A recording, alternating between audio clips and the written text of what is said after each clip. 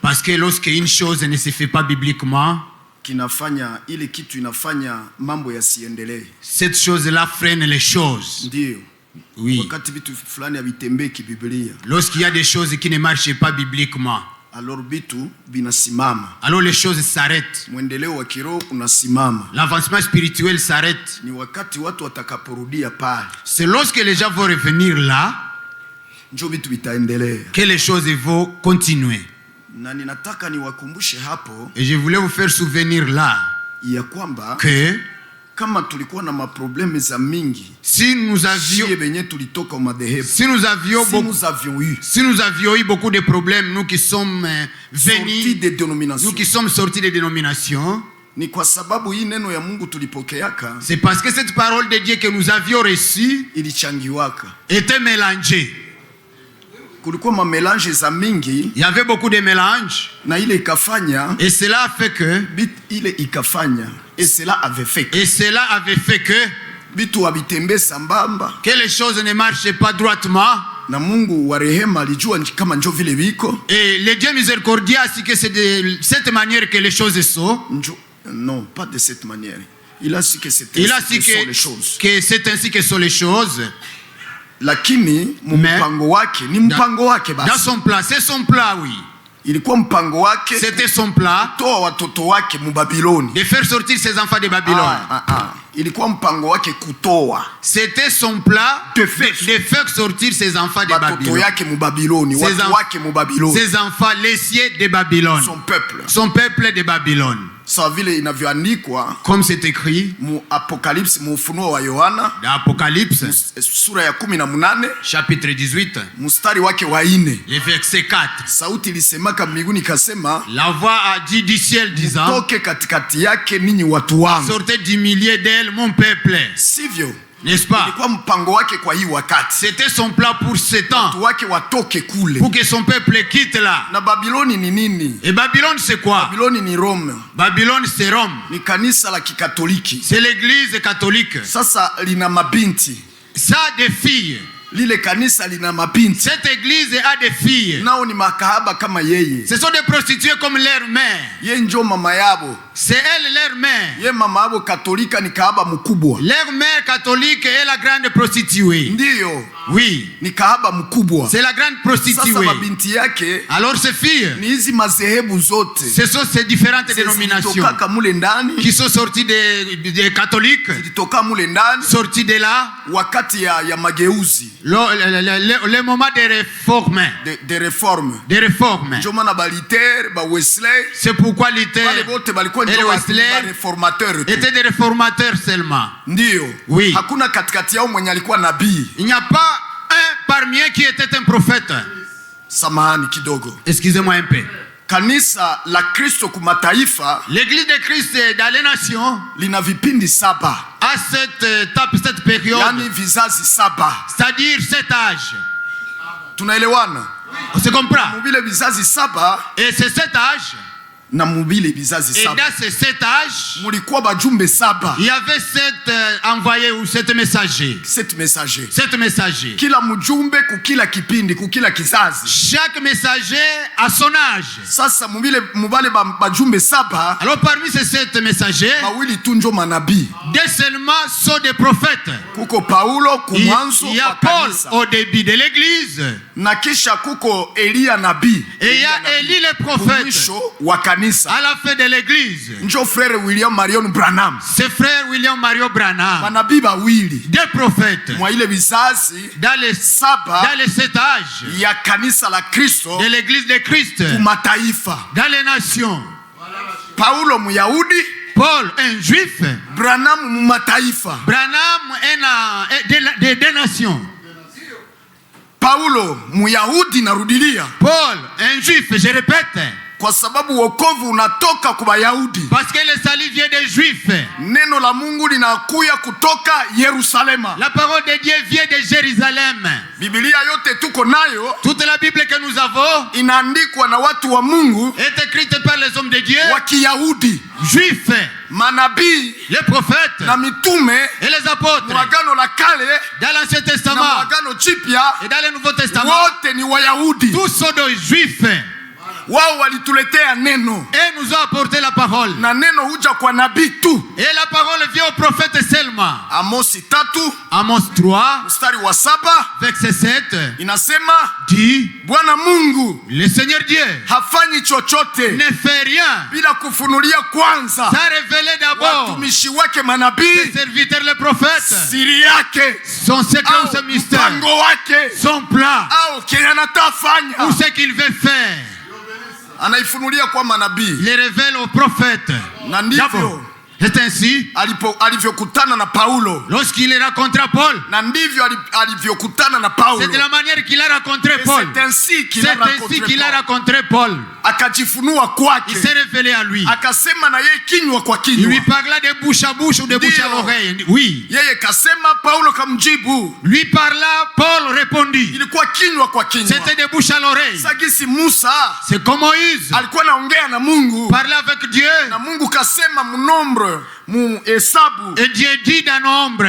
Mstari sura ya 12. Chapitre 12. Mstari wa 6 wa 7 hivyo. Verset 6 et 7. Mungu kasema hivi. Dieu dit ainsi. Akiambia Haruni na Miriam. Parla à Aaron et à Miriam. Miriam alikuwa nabii mke, yani mtabiri. Miriam était une prophétesse, yani wa kutabiri. C'est-à-dire quelqu'une qui... Miriam hakukuwa nabii ambaye neno la Mungu huja kwake. Miriam n'était pas une prophète à qui la parole de Dieu vient. Alikuwa na karama ya kutabiri. Elle avait le don de prophétie. Kuna tofauti kubwa. Il y a une grande différence kati ya nabii, huduma ya Mungu, entre un prophète d'un ministère de Dieu, ndio, oui, na mtu wa kutabiri, et quelqu'un qui prophétise. Huyu wa kutabiri ana karama tu. Celui qui prophétise a seulement un don ya kusema vyenye vitakuya, de parler de ce qui va arriver, si ndio? N'est-ce pas? Na naambia watu, il dit ça au peuple. Huyo ni nabii, ni wa kutabiri. Celui-là c'est un prophète qui prophétise. Yeye hana ujumbe wa kuhubiri. Lui n'a pas le message à prêcher. Hapana. Non. Yeye hana ujumbe wa kuhubiri. Lui n'a pas de message à prêcher. Na kwa kawaida, et d'habitude, anatumika kwa kusanyiko la mahali. Il travaille dans l'église locale. Yeye hafanyi safari za injili. Lui ne voyage pas dans des voyages missionnaires. Kwa sababu hana huduma. Parce qu'il n'a pas de ministère. Awezai tu kusafiri.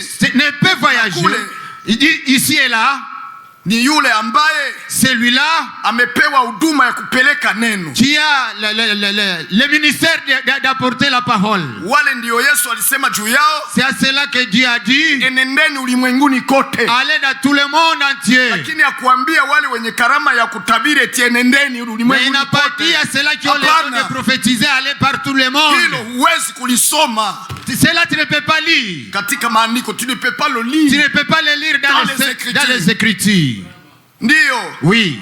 Ni wenye neno la kuhubiri. Ce sont ceux-là qui ont la parole de prédication. Ndio ambao wanaruhusiwa kwenda. Qui sont autorisés d'aller.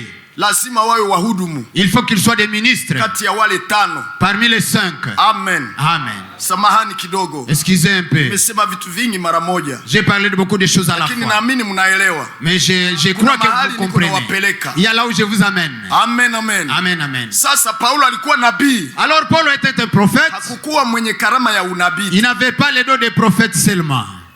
De prophétiser. De prophétiser seulement. Lakini alikuwa nabii muhudumu. Mais il était un prophète, ministre de la parole. Lakini pia aussi hakukuwa tu nabii wa kawaida. Il n'était pas seulement un prophète ordinaire. Alikuwa nabii mjumbe. Il était un prophète messager. Kwa ajili ya kizazi chote. Pour tout l'âge. Wakati. À ce temps-là. Kwa huo wakati. À ce temps-là. Narudia. Je répète. Alikuwa nabii mjumbe. Il était le prophète messager. Akiwa na ujumbe wa Mungu. Et a le message de Dieu. Hilo neno la Mungu. La parole de Dieu. Hiyo injili ya Yesu Kristo. L'évangile de Jésus-Christ. Kwa ajili ya kizazi chote. Pour tout l'âge. Toute la génération. Pour toute la génération. Ya wakati. Pour cet état-là. Na watu wote wa huo wakati, et tout le monde de ce temps-là, walipashwa devrait kusikia écouter neno la Mungu, la parole de Dieu, alilotumwa nalo Paulo, qui lui a été donné, que Paul a été envoyé avec, que Paul a été envoyé avec. Na watu wote, et tout le monde, walipashwa fundisha yale Paulo alifundisha. Devait enseigner ce que Paul a enseigné. Hiyo ni kweli. Ça c'est vrai. Ndio maana nasema hivi. C'est pourquoi il dit katika Galatia, dans Galates, sura ya kwanza, chapitre 1er, mstari wake wa 8 na wa 9, 8 et 9, anasema hivi. Il dit ceci, ya kwamba hata sisi wenyewe, que même nous, tukirudia, si nous revenions na kuhubiri tofauti et prêcher différemment c'est ce que nous avons enseigné au commencement, hata malaika même là anashuka mbinguni, qui vient du ciel, anakuja hubiri qui vient prêcher tofauti ya yale tuliyohubiri, différemment de ce que nous avons prêché. Mtu wa hivyo, un homme d'était alaaniwe, un tel homme soit maudit, qu'un tel homme soit maudit, alaaniwe, qu'il soit maudit. Kisha anasema, et puis il dit, kwa kuwa injili yangu, parce que mon évangile, sikuipokea kwa mtu, je ne l'ai pas reçu d'un homme, sikuifundishwa na mtu, je n'ai pas été enseigné par un homme, je n'en ai pas été, je n'en ai pas été enseigné par un homme, lakini nilifunuliwa, mais ça m'a été révélé na Yesu Kristo, par Jésus-Christ. Na Yesu Kristo ni ule ule, et Jésus-Christ est le même, jana na leo, hier, aujourd'hui, na hata milele, et éternellement. Kenye alisema jana, ce qu'il a dit hier, atakisema leo, il va le dire aujourd'hui, na milele ni kile kile, et éternellement c'est la même chose.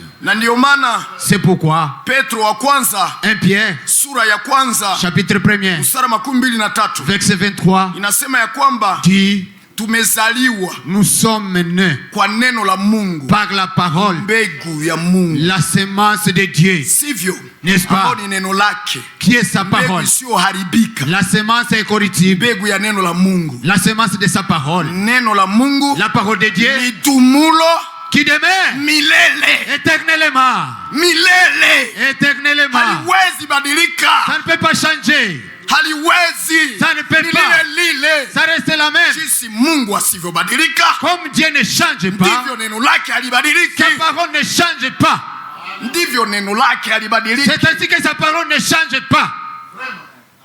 Na hapo tunaenda pale kwa Ufunuo 14. Et là nous allons dans Apocalypse 14. Kwenye mstari wake wa 6. Au verset 6. Ambako tunamkuta malaika. Là on nous rencontre un ange. Mmoja akiruka. Un ange qui vole.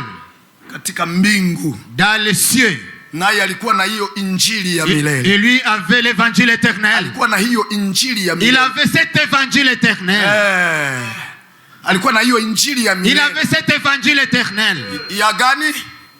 Quel évangile? Ya gani? Quel évangile? Ya milele. Éternel. Ya milele. Éternel. Hapana ya muda. Ce n'est pas pour un temps. Na kilicho cha milele. Et ce qui est éternel, hakina mwanzo, ça n'a pas de commencement, hakina mwisho, ni de fin. Neno la Mungu nalo ndivyo lilivyo. C'est ainsi que la parole de Dieu. Amen. C'est ainsi que la parole de Dieu.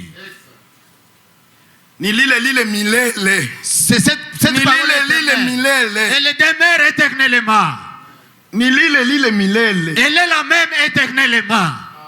Neno la Mungu, la parole de Dieu. Ndio maana, c'est pourquoi muamini halisi, le vrai croyant, hana mapatano n'a pas de compromis avec les gens kwa ajili ya kugeuza neno, pour renverser la parole neno, ou briser la parole, tafsiri kwa namna ya kibinadamu, interpréter la parole de la manière humaine comme veut quelqu'un. Il n'y a pas de compromis. Kwa sababu, parce que imani yake, sa foi, ni tunda ya lile neno lisilobadilika. C'est le fruit de cette parole qui ne change pas.